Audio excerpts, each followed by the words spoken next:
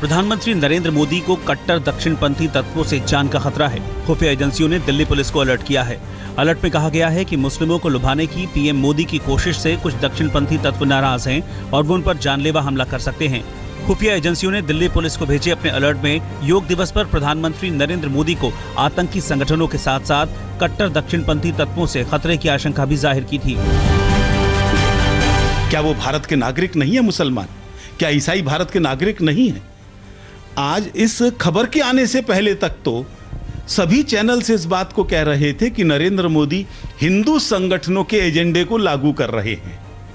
एक कागज के आधार पर, जिसकी सत्यता को यह भी प्रमाणित नहीं कर रहा आपका चैनल। प्रमाणित करें फिर बात करें। एकदम से क्या हो गया एक कागज के आने पर कि जिन हिंदू संगठनों के एजेंडे को मोदी जी लागू कर रहे थे, ये सारे विश्व के अंदर एक वातावरण बनाया जा रहा है, एकदम से पलट गया मामला। क्योंकि आज हमारे प्रधानमंत्री जी देश को वाकई में जोड़ रहे हैं। उन्होंने ऐसा एक भी शब्द नहीं बोला जब से प्रधानमंत्री बने जो देश को बांटे। वो सबका विकास, सबका भला अभी तक बोल रहे हैं। तो ये हमारे लिए, हमारे देश के लिए एक नई चुनौती है, क्योंकि ऐसा प्रधानमंत्री जी आसानी से नहीं मिलेगा इसको देश।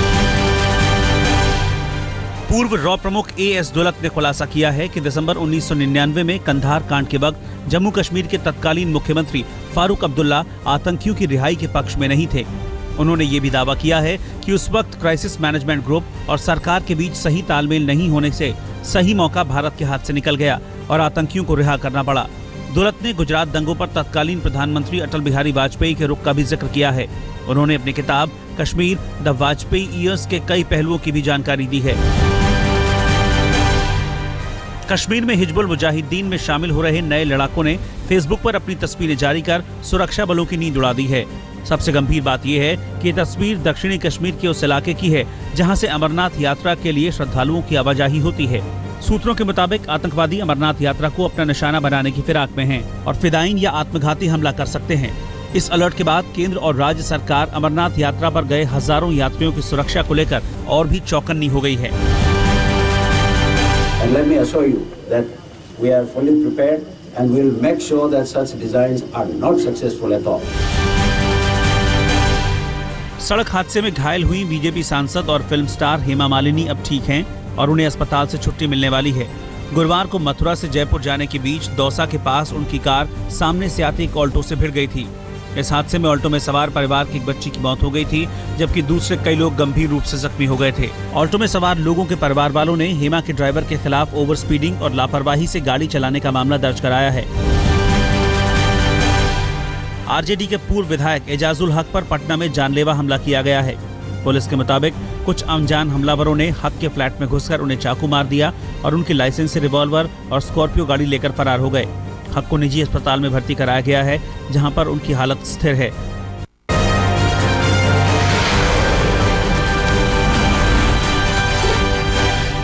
नागरिक उड्डयन मंत्रालय ने लेह से दिल्ली की फ्लाइट में 3 पैसेंजरों को उतारकर केंद्रीय गृह राज्य मंत्री किरेन रिजिजू और उनके पीए को सीट दिए जाने के मामले में उन्हें क्लीन चिट दे दी है।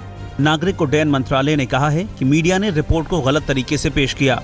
3 यात्रियों को बोर्डिंग टाइम से लेट हो जाने की वजह से रोका गया था। कंफ्यूजन इसलिए पैदा हुआ कि फ्लाइट को 1 घंटे पहले किया गया, तो जिनको 11:30 के हिसाब से आना था वो लेट आए, जाहिर सी बात है। और जो ये कहा जा रहा है कि उनको ऑफलोड किया गया, बोर्डिंग से हटाया गया, सच्चाई है कि उन्होंने फ्लाइट बोर्ड ही नहीं करी थी। 2 दिन के उत्तराखंड दौरे पर गई केंद्रीय जल संसाधन मंत्री उमा भारती ने गंगा की बदहाली के लिए केंद्र में रही पिछली कांग्रेस सरकार को दोषी ठहराया है। उमा ने कहा कि पिछली सरकार ने गंगा को लेकर जरा सी भी जिम्मेदारी दिखाई होती तो गंगा की दुर्दशा नहीं होती।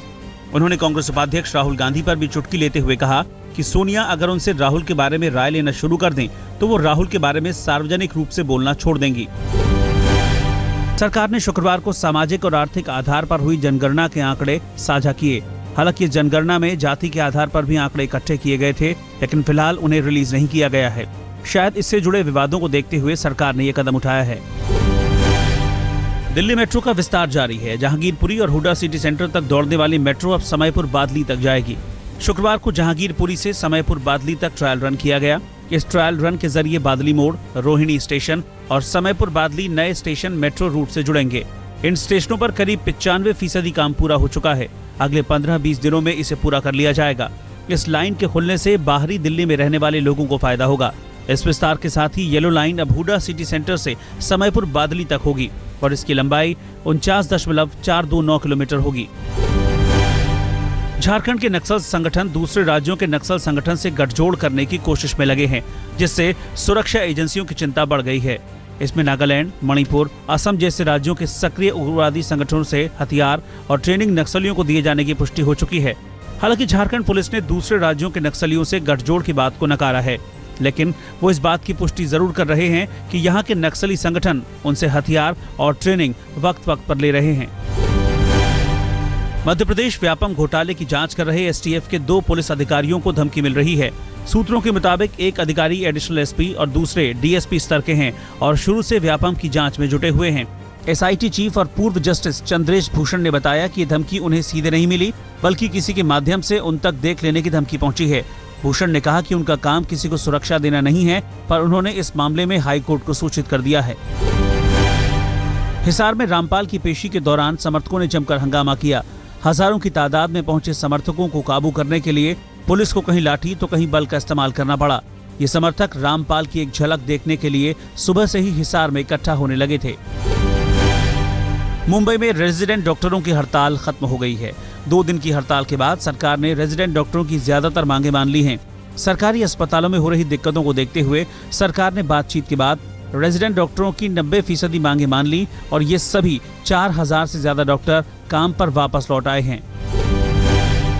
झारखंड के चाईबासा में निगरानी विभाग की टीम ने शुक्रवार को एक पुलिसकर्मी को रंगे हाथों रिश्वत लेते हुए गिरफ्तार कर लिया। गिरफ्तार पुलिस वाले का नाम आर.वी. प्रसाद है और वो चाईबासा के मुफस्सिल थाने में दरोगा है। दरअसल कुछ दिन पहले सड़क दुर्घटना के एक मामले में पुलिस ने एक पिकअप वैन को जब्त कर लिया था। वाहन मालिक प्रधान हेमब्रम कानूनी प्रक्रिया पूरी कर अपने वाहन को जल्द छुड़ाना चाहता था, लेकिन दरोगा आर.वी. प्रसाद कोर्ट में कागजात पेश करने के लिए 10,000 की रिश्वत मांग रहा था। गुड़गांव में एक शख्स के यहाँ बिजली बिल 75 करोड़ रुपए आया है। जितेंद्र कुमार के घरेलू कनेक्शन पर बिजली का बिल 75 करोड़ आया है। 75 करोड़ रुपए का बिजली बिल देखकर जितेंद्र का परिवार हैरान है। जितेंद्र कुमार ने कहा है कि जितना बिजली बिल आया है उतनी तो उनके मकान की कीमत भी नहीं है। दिल्ली के जनकपुरी इलाके के दिल्ली हाट में मैंगो फेस्टिवल शुरू हो गया है। ये फेस्टिवल 5 जुलाई तक चलने वाला है। यहाँ पर आम के बेहद लजीज वैरायटी मौजूद हैं। यहाँ 2500 से ज्यादा आमों की वैरायटी देखने को मिली। दिल्ली पर्यटन ने दिल्ली सरकार के साथ मिलकर इस आम फेस्टिवल का आयोजन किया। इस मौके को दिल्ली के मुख्यमंत्री अरविंद केजरीवाल की मौजूदगी ने और भी खास बना दिया। उनके साथ दिल्ली के उप मुख्यमंत्री मनीष सिसोदिया और कानून मंत्री कपिल मिश्रा भी मौजूद थे।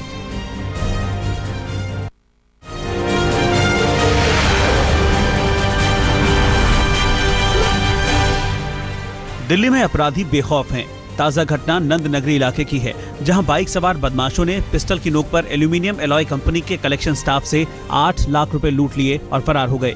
लूट का विरोध करने पर बदमाशों ने कलेक्शन स्टाफ को चाकू भी मार दिया। मौके पर पहुंची पुलिस ने घायल को जीटीबी अस्पताल में भर्ती कराया है। पुलिस अब लुटेरों की तलाश कर रही है। पूर्वी दिल्ली के मधु विहार इलाके में नामी कुरियर कंपनी के दफ्तर में हुई लूट की वारदात को अंजाम देने वाले बदमाश को पुलिस ने धर दबोचा है। लूट की वारदात को अंजाम देने के बाद ये बदमाश पहाड़गंज इलाके के एक होटल में लूट की कामयाबी को सेलिब्रेट करने के लिए ठहरे थे। पुलिस ने लूट में शामिल सभी 4 बदमाशों को गिरफ्तार कर लिया है। मुंबई में एक शख्स को अपनी ही 8 साल की भांजी को अगवा करने और जान से मारने के आरोप में गिरफ्तार किया गया है। लड़की सोमवार को स्कूल से जैसे ही घर पहुंची, उसके नवी मुंबई स्थित घर के ठीक बाहर से उसको अगवा कर लिया गया था। पुलिस ने आसपास के इलाकों का सीसीटीवी फुटेज खंगाला। आयरोली टोल नाका की सीसीटीवी फुटेज में क्लेरेंस और लड़की दोनों दिखे, जिसके बाद पुलिस ने क्लेरेंस से पूछताछ शुरू कर दी। 8 साल की लड़की का शव क्लेरेंस की निशानदेही पर ठाणे के घोड़बंदर सड़क पर बरामद किया गया। पुणे में डॉक्टरों की लापरवाही से एक 3 साल की बच्ची की मौत का मामला सामने आया है। बताया जा रहा है कि बच्ची दांत के दर्द के इलाज के लिए क्लिनिक आई थी। बच्ची के पिता ने डॉक्टर पर आरोप लगाया है कि लोकल एनेस्थीसिया की ज्यादा मात्रा दिए जाने से उनकी बच्ची की मौत हो गई। पुलिस इस मामले की जांच कर रही है। मध्य प्रदेश के देवास रियासत के राजा पर हत्या का आरोप लगा है। खबरों के मुताबिक राघोगढ़ में किसान की हत्या के मामले में राजा विक्रम सिंह की जमानत अर्जी अदालत ने खारिज कर दी है। 7 जुलाई के बाद राजा की गिरफ्तारी मुमकिन है। कानपुर में दूध की गाड़ी और बोलेरो जीप की भिड़ंत में 4 लोगों की मौत हो गई। हादसा उस वक्त हुआ जब एक तेज रफ्तार बोलेरो सामने से आ रही दूध की वैन से टकरा गई, जिससे वैन पलट गई। इसकी चपेट में आए 3 लोग गंभीर रूप से घायल हो गए।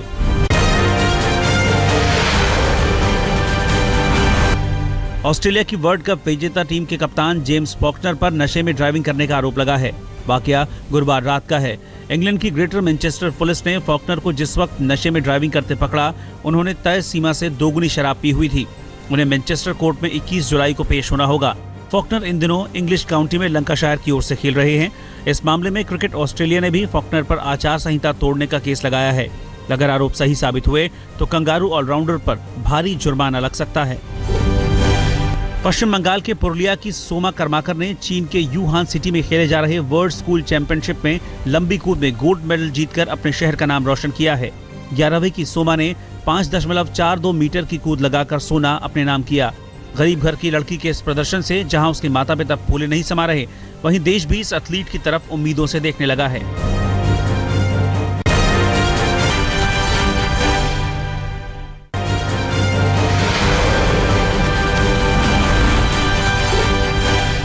ब्राजील के शहर मिनास गेरीज में डायनासोर के अवशेष मिले हैं।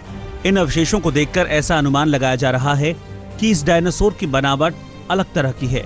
डायनासोर की हड्डियों को पहली बार जनता के सामने लाया गया। पिछले 10 सालों में 3 तरह के डायनासोर की हड्डियां इसी इलाके से मिली हैं। एथेंस में प्रदर्शन कर रहे लोगों पर पुलिस ने बल प्रयोग किया। प्रदर्शनकारी रविवार को होने वाली रायशुमारी में वोट नहीं करने की अपील कर रहे थे। पुलिस के मुताबिक 2 लोगों को हिरासत में लिया गया है। एथेंस की सड़कों पर वोट के पक्ष और विपक्ष के समर्थन में लोग उतर आए हैं। वोट का समर्थन करने वालों की रैली ओलंपिक स्टेडियम में हुई तो वोट की मुखालफत करने वालों का मजमा साइंटाग्मा स्क्वायर पर लगा। मिस्र के आतंकियों ने सरहद से सटे दक्षिणी इजराइल पर रॉकेट दागे। हालांकि इसमें किसी के हताहत होने की खबर नहीं है।